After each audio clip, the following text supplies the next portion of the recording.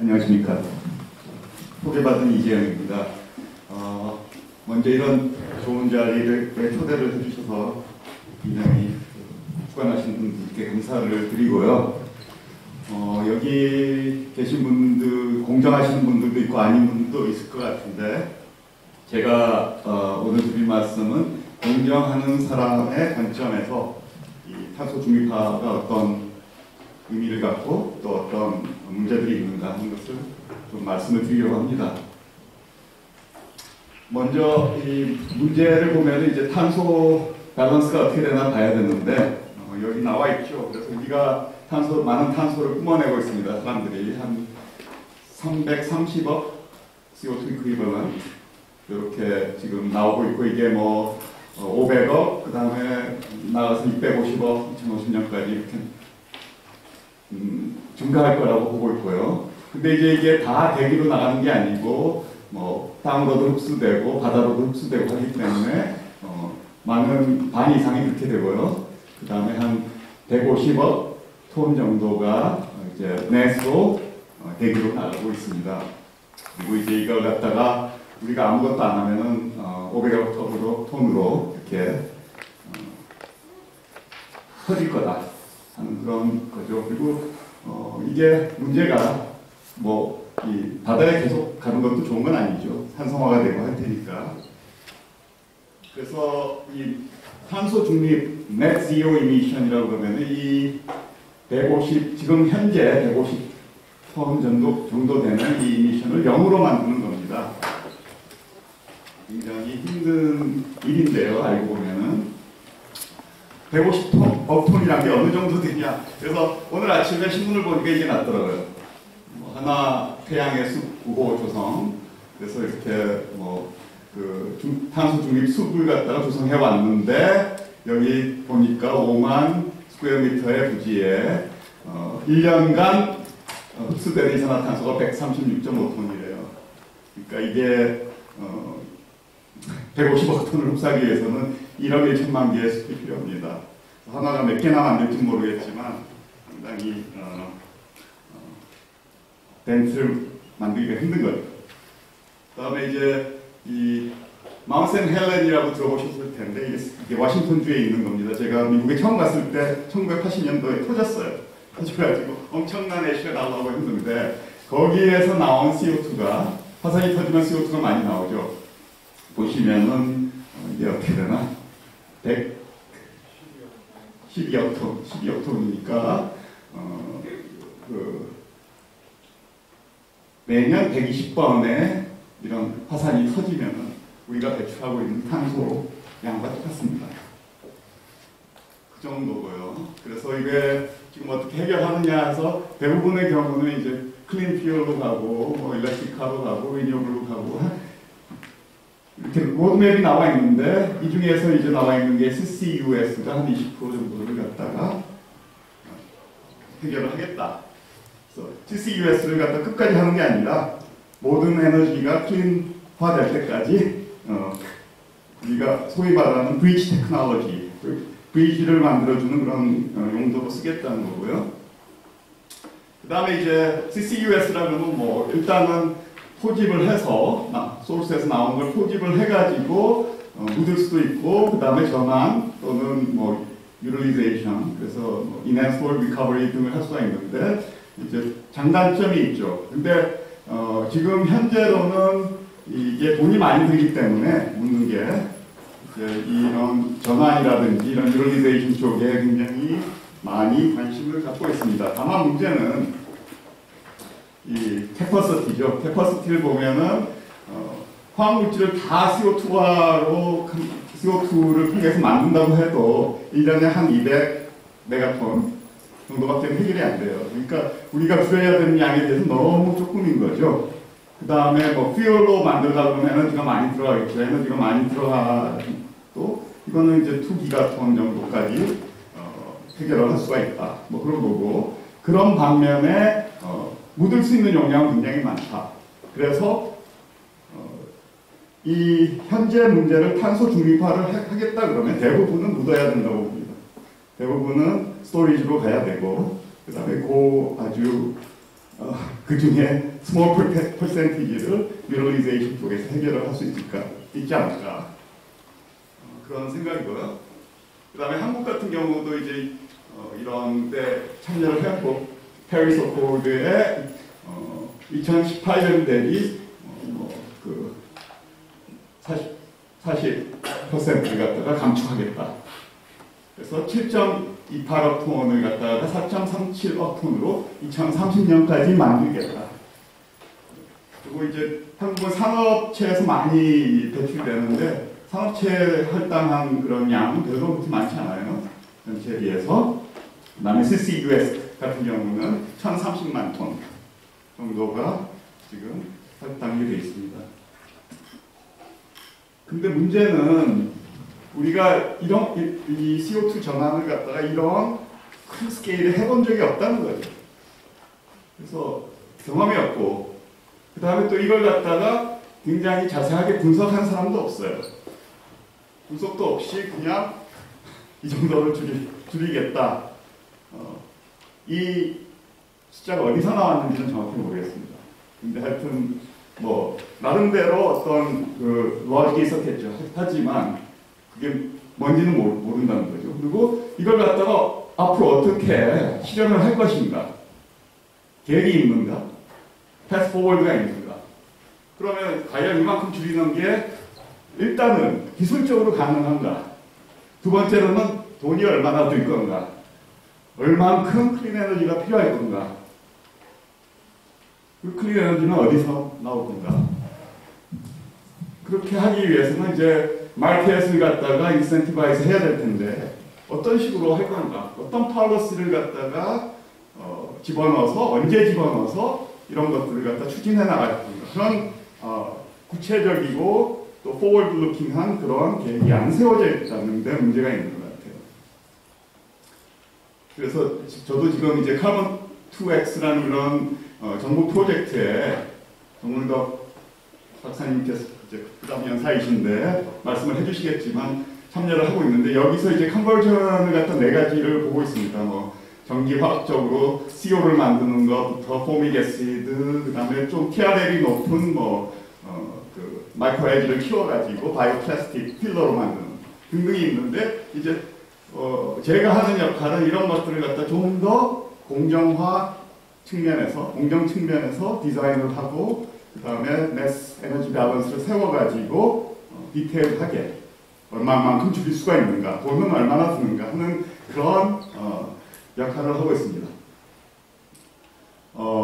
일단 그렇고요. 그 다음에 이제 화학 산업 쪽에 보면은 일단은 산업체가 한 전체 5분의 1 정도가 배출이 되고 있고요. 이 숫자도 뭐 에이전시마다 왔다 갔다 합니다. 근데 한 1/5 정도가 그 산업체에서 나오고, 그 중에 뭐 10%, 근데 10%보다 훨씬 많죠, 사실은. 왜냐하면 여기 또 다른 인더스트리하고 하는데 많이 포함이 되어 있거든요, 케미컬 프로덕션이. 그래서 그 화학 산업체에서 나오는 게 한 2030년까지 35억 톤 정도가 될 거라고 합니다. 그러니까 상당히 많은 양의 CO2가 화학 산업체에서 나온다고 보시면 되겠습니다. 그 다음에 또 한 가지 측면은 이제 그 소위 말하는 카본 서큘러 에코노미죠. 여기 얘기 많이 하는데, 그거는 결국은 이제 그 파솔에서 나오는 그런 케미컬, 플라스틱, 가령 우리가 많이 쓰는 플라스틱 같은 것을 갖다가 지금은 화석 그 원료에서 다 만들고 있는데, 이걸 갖다가 화석 원료를 쓰지 않고 클린 에너지와 그 다음에 서큘러하게 이렇게 리사이클 하겠다는 겁니다. 그래서 많은 부분이 이제 리사이클, 케미컬 리사이클링을 해야 되고, 그 다음에 이제 바이오매스가 상당한 부분을 차지해야 된다고 사람들이 생각을 하고 있어요. 마지막으로는 CO2를 갖다가 캡처해서 리사이클 시켜서 CO2 컨버전 하겠다. 그래서 이 탄소 중립화가 이 화학 산업체에는 또 다른 이런 왜냐하면 우리는 C를 갖다가 그 원료로 쓰기 때문에 그 자체를 갖다가 서큘러하는 그런 측면을 가지고 있습니다. 그래서 뭐 이 CO2 하면은 전환을 한다 하면은 보통 딱 생각나는 게 CO2가 C가 하나 붙었으니까 C1 케미컬들을 많이 생각을 하겠죠. C1 케미컬들을 제일 많이 만들고 있는데 보시면은 뭐 메탄도 있고 뭐 포믹 애시드도 있고 거기에 따라서 다 에너지 레벨이 다르죠.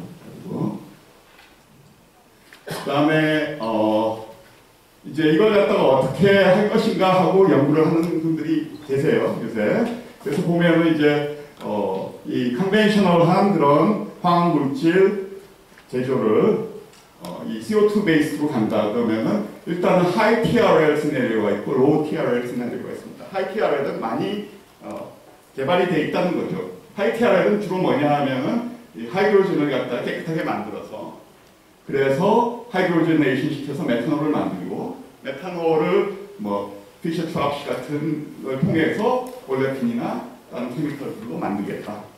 그게 일종의 하이 TRL입니다. 많이 이런 것들은 지금도 하고 있습니다.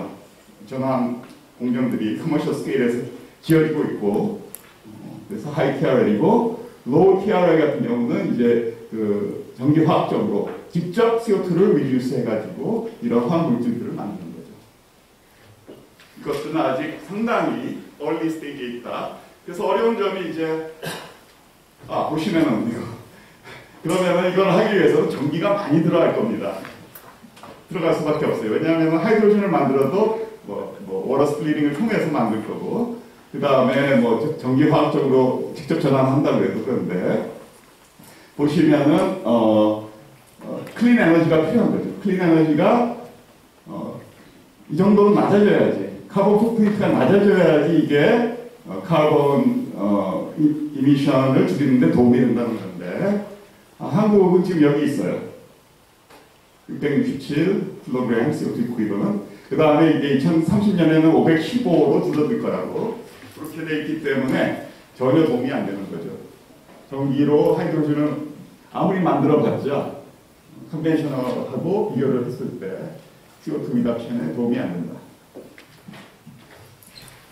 자, 그러면은 분명한 거는 이 CO2 탄소 중립화를 하는 데는 실버 블러스는 없다, 매직 블러스는 없다는 거예요. 그럼 어떻게 되느냐? 정말 여러 가지 방법들을 다 모아서 끼워 맞춰가지고 시스템적으로 해결을 하는 수밖에 없다. 그러면은 우리가 공정하는 사람들이 해야 될 건 뭐냐? 이게 굉장히 복잡한 문제거든요. 굉장히 복잡한 문제이기 때문에 이 시스템 어프로치가 반드시 필요하고 왜냐하면 이 복잡성과 또 이 복잡성을 잘 매니지 해가지고 심플 솔루션을 갖다가 제공을 해야 되니까요. 대중이나 정치인들이 알아들을 수 있도록 심플 솔루션을 만들어야 됩니다. 자, 근데 어려운 점이 뭐냐 보시면은 일단은 뭐 묻는 거야 스토리지 사이트이 있으면 할 수가 있겠죠. 근데 돈이 많이 든다는 거. 그 다음에 한국은 지금 스토리지 사이트 개발은 하고 있지만 묻을 곳이 없어요. 그 다음에 이제 컨버전을 한다고 보면은 굉장히 많은 컨버전 프로덕트가 있다는 거죠.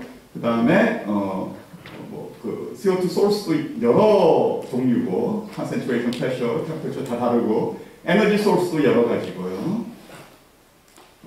그 다음에 이런 것들 뭐 포집과 컨버전을 보면 무지하게 많은 그런 패스웨이가 프로세싱 패스웨이가 가능하다.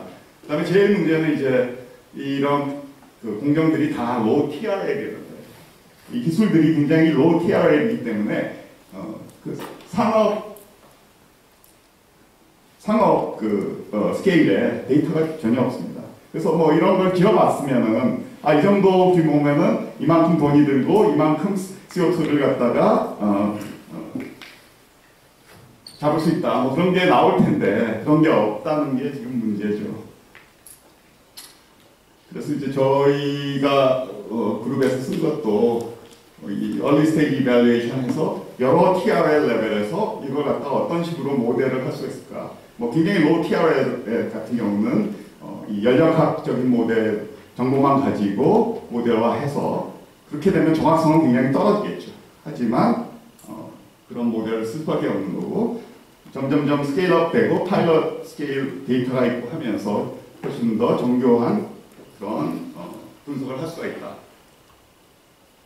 그런 취지였고요. 그 다음에 또 한 가지는 지금 이 메탄올인 것 같은데요. 메탄올을 CO2를 메탄올 만드는 때 CO2 넷플로가 어느 정도냐 보시면은 굉장히 그 저자에 따라서 달라요.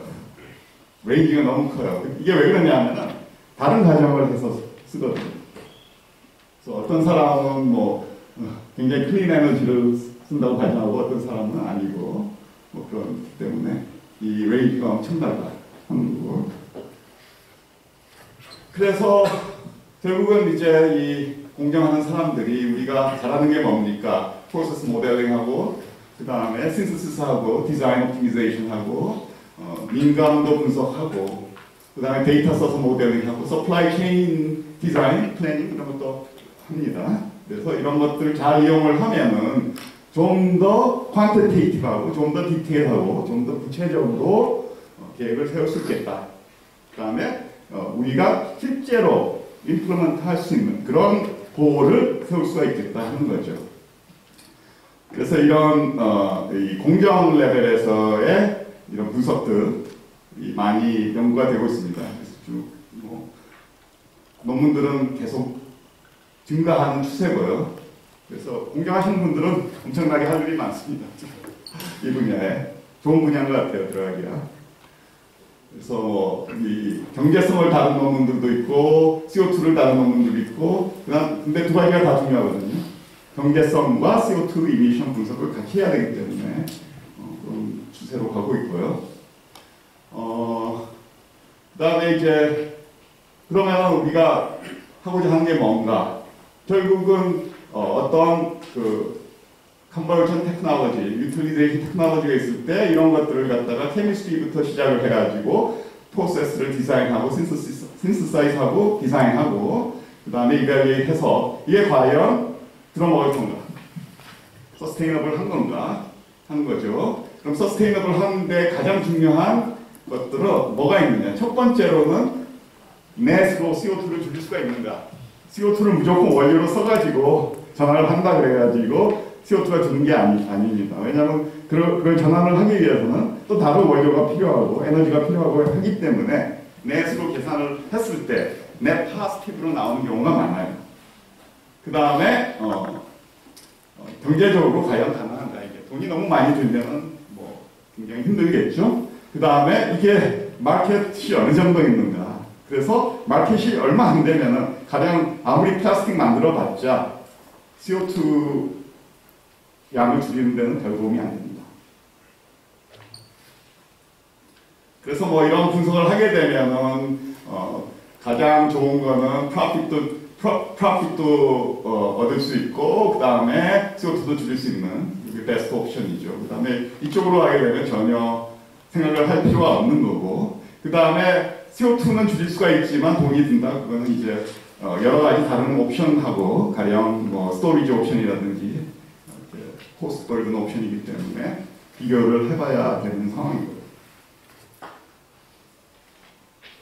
그래서 그 다음에 이제 저희가 이 노고상 박사가 제 밑에서 박사를 하면서 우리가 생각한 게 이게 사람이 일일이 케이스마다 하기는 너무 힘들다.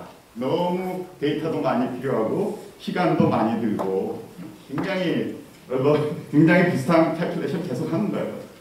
그래서 이런 걸 갖다가 소프트웨어화 하면 좋겠다. 그래서 굉장히 많은 그런 옵션들이 있는데 그런 옵션들을 갖다가 한 번에 딱 표현을 해가지고 내가 정한 그런 패스웨이, 테크놀로지와 패스웨이 옵션을 가지고 어느 정도까지 CO2를 줄일 수 있는가, 경제성이 있는가를 분석을 하고 그 다음에 이 많은 옵션 중에 어떤 것이 제일 좋은가를 찾을 수 있는 옵티미제이션을 하겠다는 그런 소프트웨어를 만들자 하고 시작을 했어요. 그래서 이게 이제 이볼브를 했는데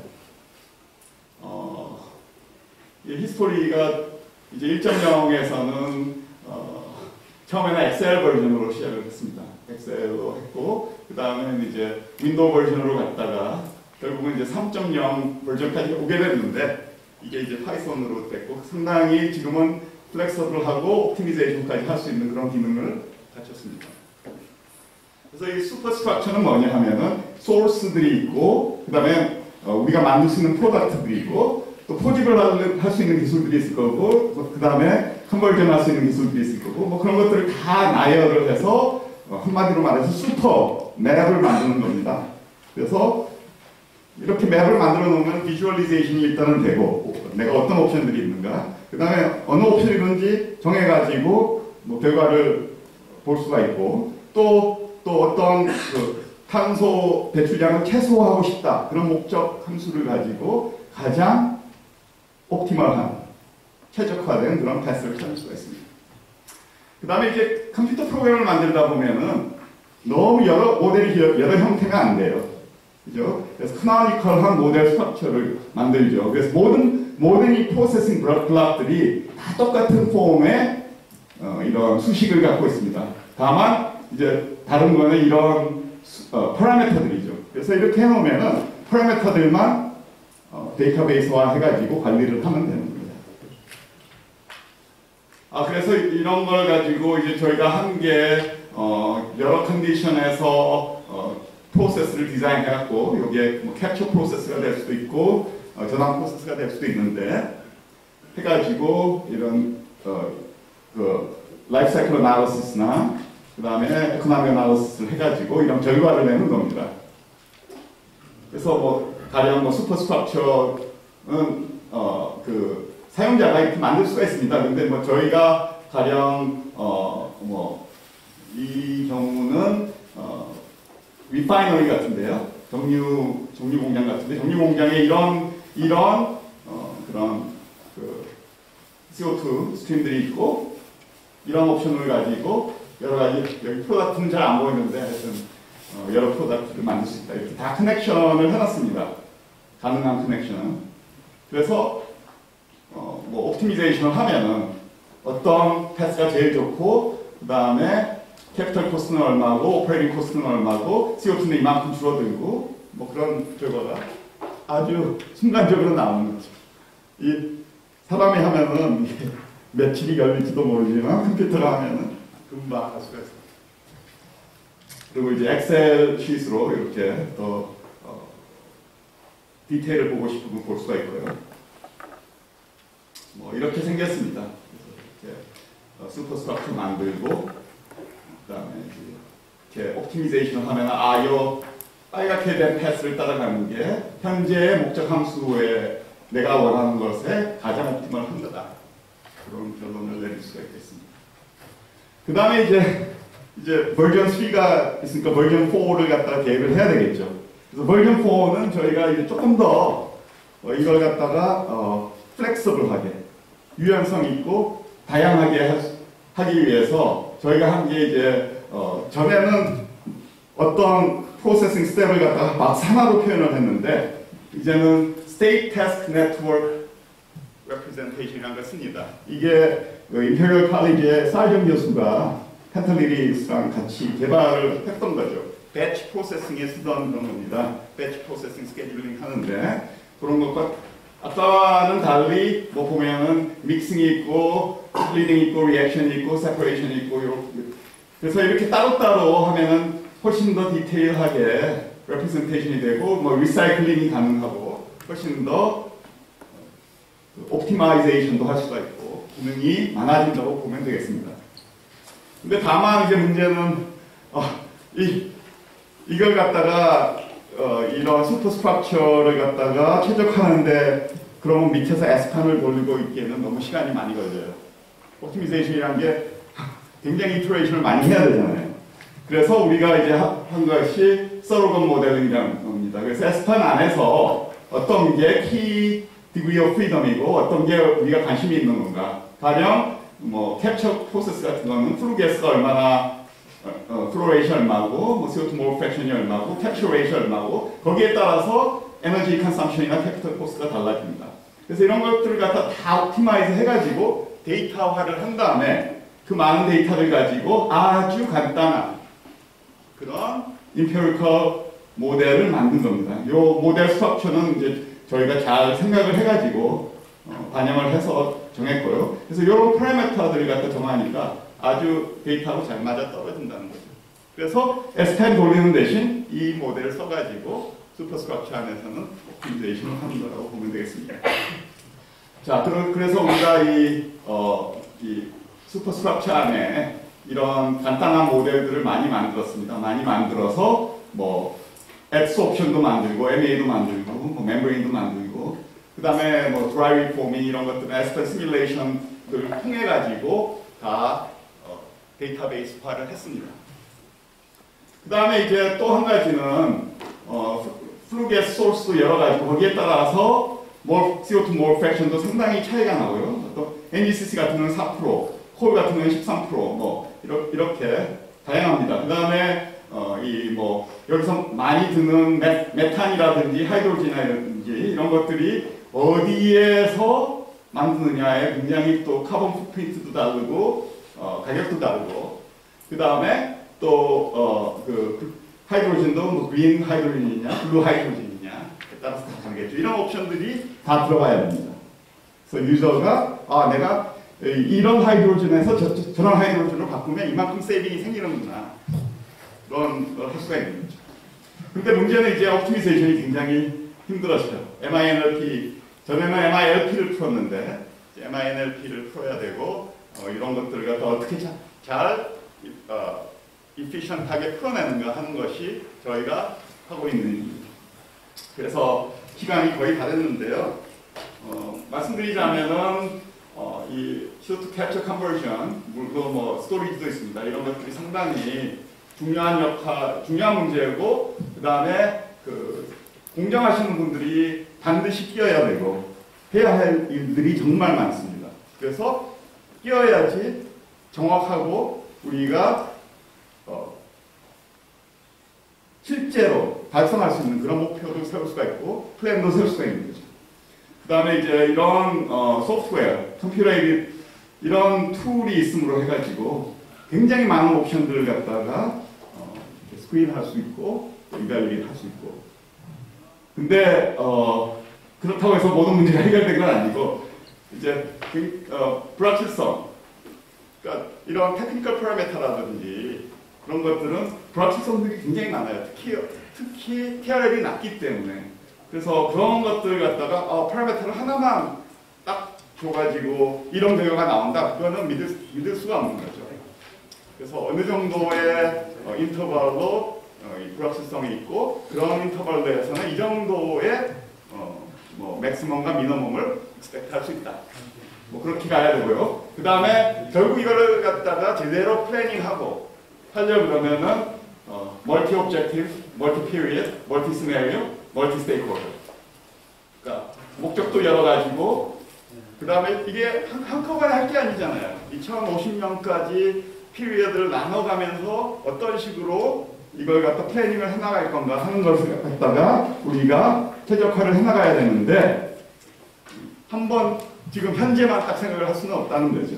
멀티 피리어드, 멀티 시나리오, 시나리오도 여러 가지일 수가 있고 그 다음에 여기에 스테이크홀더들이 많습니다. 그죠? 꼭 기술을 개발하는 사람만 스테이크홀더가 아니에요. 그래서 이제 이런 것들을 갖다가 제대로 하려고 그러면은 지오그래피컬한 그런 팩터들도 생각을 해야 되고 시간적인 문제도 생각을 해야 됩니다. 그래서 이제 저희가 뭐 이런 재생에너지를 가지고 CO2 리덕션도 하고 워터 스플리팅도 하고 해가지고 하겠다. 그 다음에 기기적인 그런 걸 갖다가 제대로 반영하기 위해서 지오그래피컬 인포메이션도 시스템도 써야 되고 그래서 멀티 피리어드 문제로 이렇게 플래닝, 서플라이 체인을 플래닝 하는 게 또 하나의 저희의 연구 과제라고 보면 되겠습니다. 예, 이상입니다.